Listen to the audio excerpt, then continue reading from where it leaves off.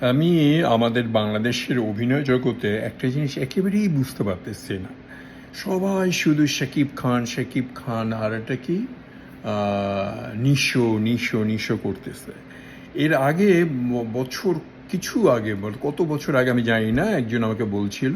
তখন আমি একটা নাটক দেখলাম, বড় ছেলে। তারপরে হঠাৎ করে গত সপ্তাহে একটা নাটক দেখলাম, মেঘবালিকা। তাতে অপূর্ব যে এক ভদ্রলোক, উনি এত সুন্দর অভিনয় করছে, আর দেখতেও সুন্দর, হ্যান্ডসাম আছে, অভিনয় ভালো, ডায়ালগ ডেলিভারি ভালো, ইমোশন খুব সুন্দর বোঝে।